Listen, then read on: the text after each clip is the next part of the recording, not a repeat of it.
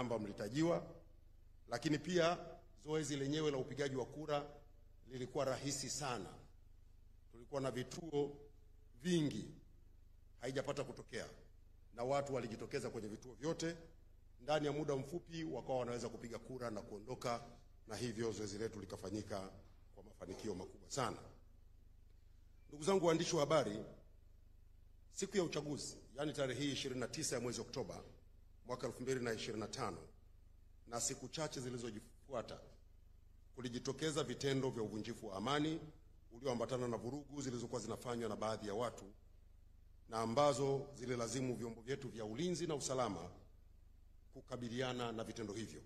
Kufuatia vurugu hizi, tumepata madhara yakiwemo vifo vya raia na askari, uharibifu mkubwa wa miundombinu ya umma na mali binafsi, kuharibu biashara za watu na wizi.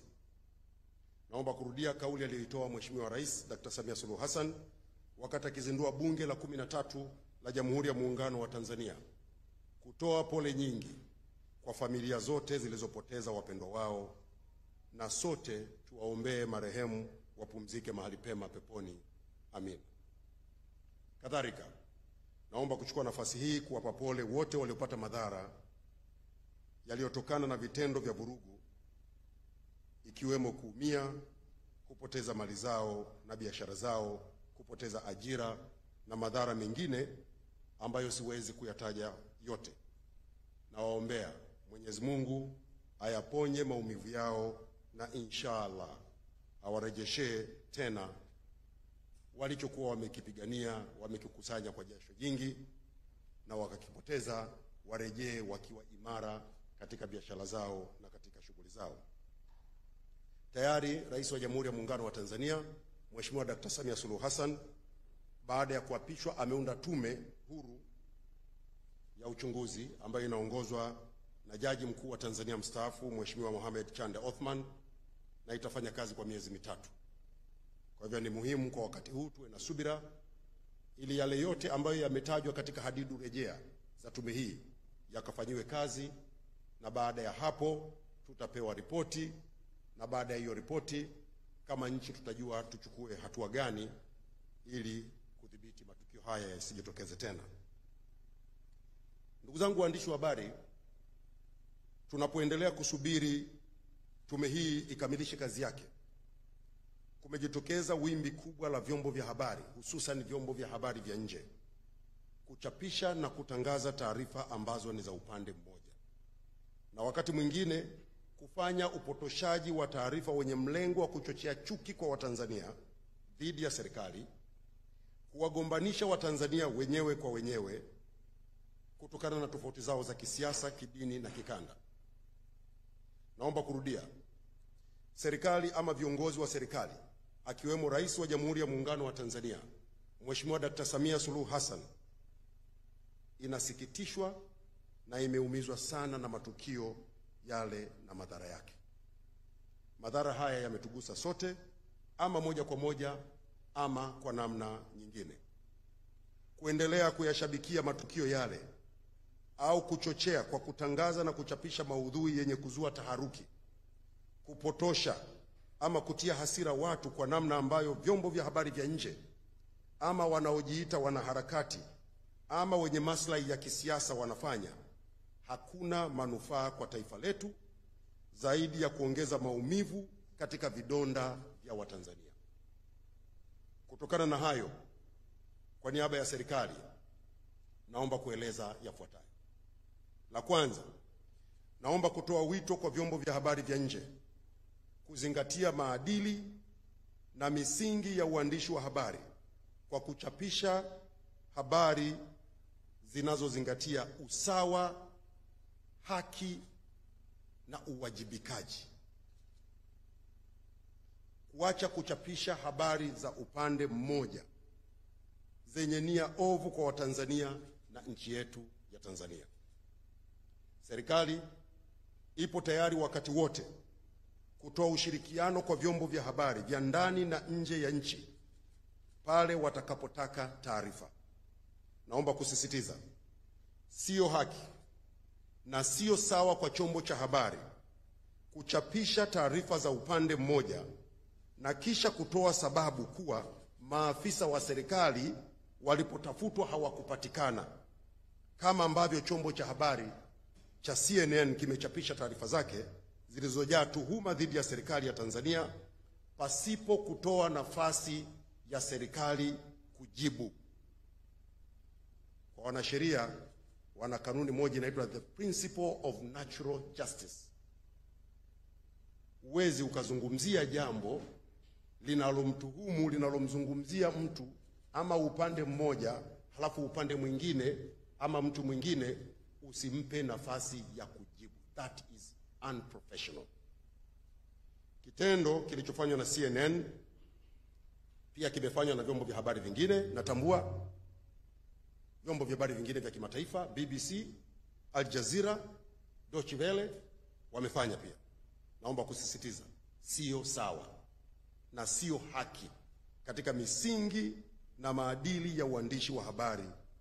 Huu ni ukiukwaji mkubwa na wa makusudi.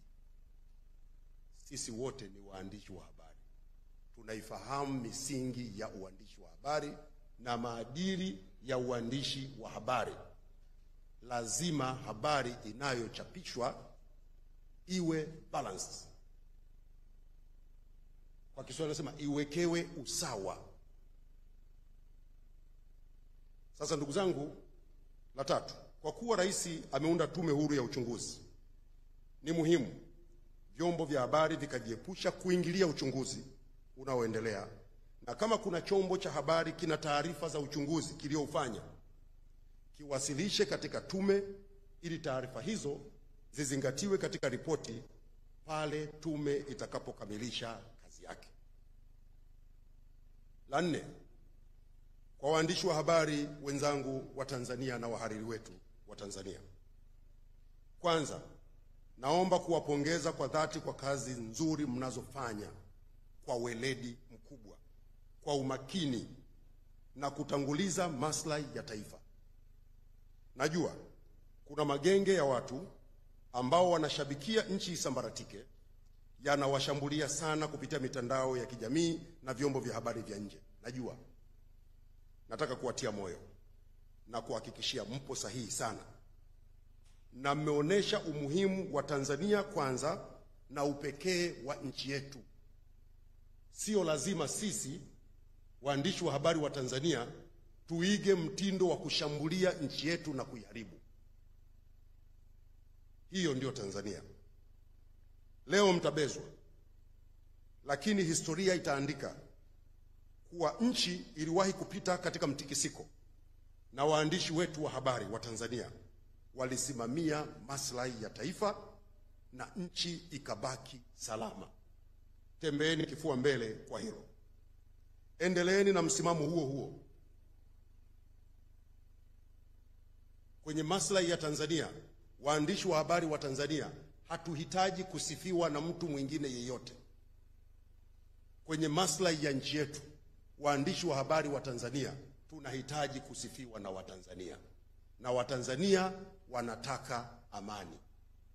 Watanzania wanataka nchi nzuri. Watanzania wanataka nchi inayokuwa kiuchumi. Watanzania wanataka nchi inayoshughulikia kero zao. Watanzania wanataka nchi inayowahudumia ipasavyo. Na waombeni ndugu zangu waandishi wa habari, msihofu na msishike na twashishi yoyote mnaposimamia maslahi ya taifa. Na labda niseme, mnachokifanya ni uandishi wa habari wa uwajibikaji. Kwa Kiingereza wanasema responsible journalism. Kuna watu fulani nimeona siku 2-3 hizi kwenye mitandao wanataka kubeza uandishi wa habari wa Gerson Msigwa. Mimi ni mwandishi wa habari hasa, tena field journalist, niliyefanya kazi uwandani. Yaani ingekuwa ni vitani ningesema mimi ni field marshal. Waandishi wa habari wa Kongo mnajua hapa. I know what I'm doing. Kwa hiyo nyinyi mnachokifanya ni uandishi wa habari wa uwajibikaji, responsible journalism, which embarks in reporting and accountable kwa usahihi, kwa usawa na kwa uwajibikaji. Hiyo ndio responsible journalism. Na unapofanya hivyo ni lazima mambo muhimu yazingatie. Kwanza, to verify your facts.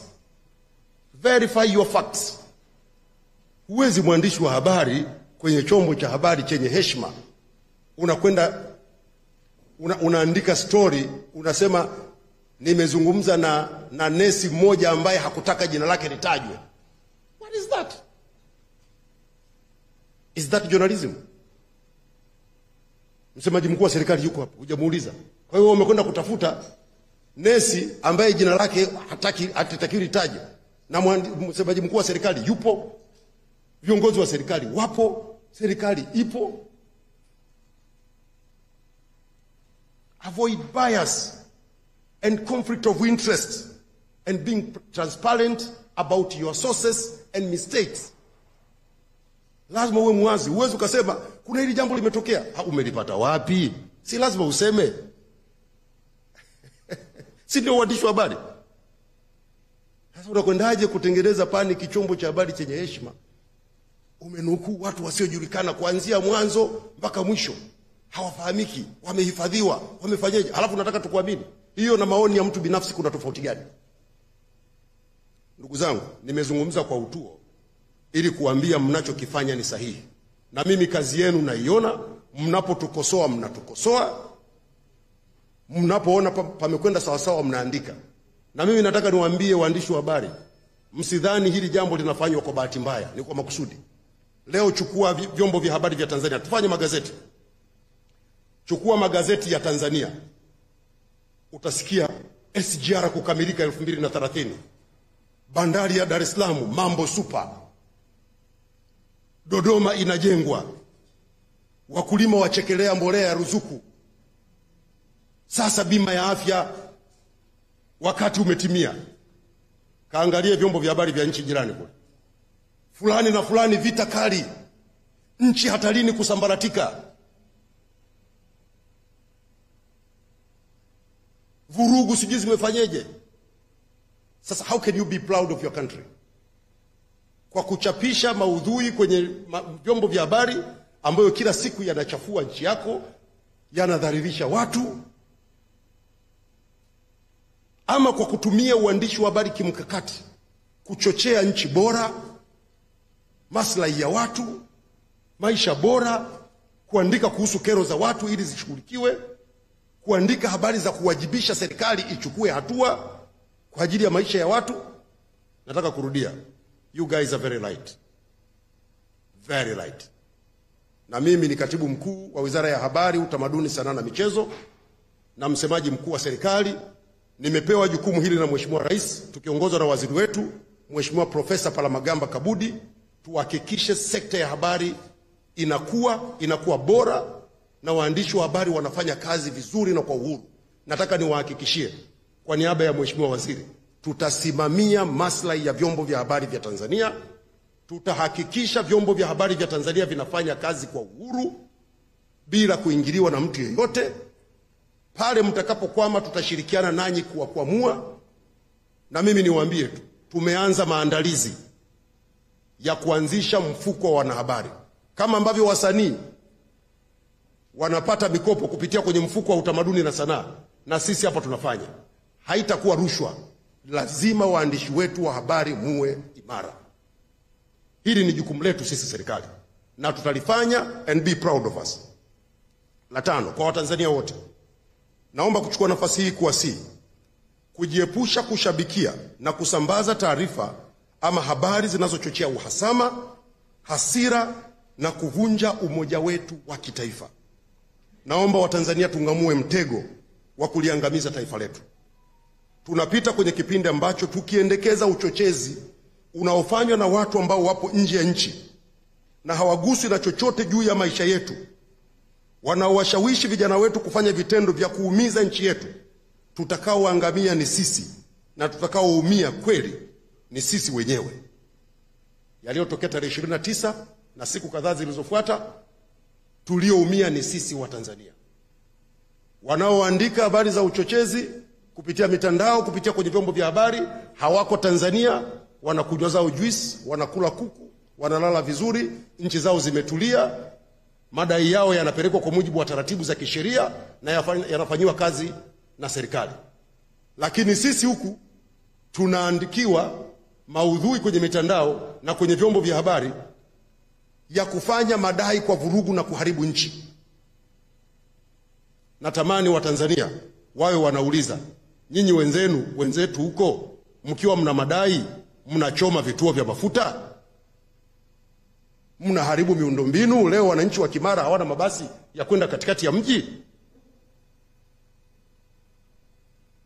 Mnaiba biashara za watu. Leo watu wamefilisika, watu wamejitafuta, wameokota mitaji yao, mnafanya hivyo.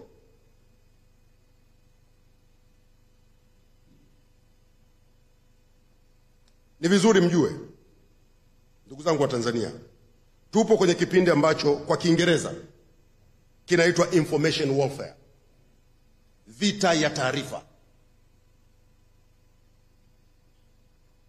Wasiotutakia heri wanatumia mwanya wa upashanaji wa taarifa kutugombanisha, kutuchonganisha na kutufitinisha, ili tukiharibikiwa waweze kupata maslahi yao, kwa sehemu kubwa maslahi ya kisiasa na maslahi ya kiuchumi, na huko mbele nitaeleza. Wanatumia mkakati unaitwa the weaponization of narrative. The weaponization of narrative. Wanatumia silaha ya kutengeneza simulizi mbaya kuhusu Tanzania, simulizi mbaya inayoonyesha nchi yetu ni ya hatari. Wanatumia mbinu ya kutengeneza simulizi mbaya ya Tanzania kwamba ni nchi isiyokuwa salama na isiyofaa. Wanataka wageni wakiwemo wawekezaji, wafanyabiashara, watalii na watu wengine wanaokuja kwa maslahi ya Tanzania waogope kuja Tanzania ili tufe njaa. Na naposema haya situngi maneno. Sisi wote tunatumia mitandao ya kijamii, tunasikiliza vyombo vya habari, vikiwepo vya majirani zetu. Wote mtakuwa mmeona kampeni za mtandaoni. Walianza kuhamasisha haki. Sasa kwa sababu wamefikia hatua tuliofikia leo, wameanza kubadilisha mwelekeo. Sasa wanakwenda kwenye lengo walilokuwa wanalitaka. Wanahamasisha tuende tukaharibu njia zetu za uchumi. Wanawatisha watalii. Wameanzisha kabisa na vikampeni kwenye mtandao, watalii wasije Tanzania. Labda niwaulize waandishi wa habari, hivi watalii wasipokuja Tanzania, wale madereva wa taxi waliopo kwenye miji, kwenye maeneo mbalimbali ambao wanasafirisha watalii, watamsafirisha nani? Watamsafirisha Mwajuma kutoka Buza kwenda Tandale? Wale mamantilia wanauza vyakula watamuuzia nani? Wale wanaouza vinyago watamuuzia nani? Wanaofanya biashara mbalimbali za madini, mazao ya chakula watamuuzia nani? Wazazi wetu wote ni wakulima. Mazao yao wakishavuna watapeleka wapi? Vita ya uchumi.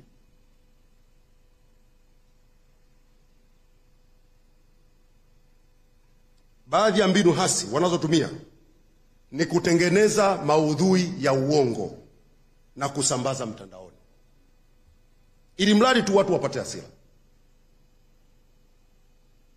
Jana nilikuwa naona eti wanachapisha nukuu ya mimi, nukuu ya uongo. Eti nimesema watakao nukuu, watakao chapisha, watakao sambaza taarifa ya chombo fulani watakamatwa, watawekewa uhaini. Mimi nimesema wapi? Wanadhani watanitisha nisiseme kuhusu Tanzania? Labda Mheshimiwa Rais aniondoe hapa. Nitasema yote yanayohusu hii nchi na nitawaambia Watanzania ukweli kuhusu nchi yao. Hapo wakishatengeneza hako ka kibango chao, wameshakusanyana makundi kule, wanaanza kucomment pale, matusi kushambulia. So what? Tangu mmeniona waandishi wa habari nimekonda? Nimepungua? Wamekuja wametengeneza nukuu nyingine, eti Mheshimiwa Rais amesema mwandishi wa habari wa chombo fulani hicho, sitaki hata kukitaja, ashtakiwe kwa uhaini. Rais kasema wapi? Ni lini Mheshimiwa Rais Samia kamzungumzia mwandishi wa habari au chombo cha habari chochote?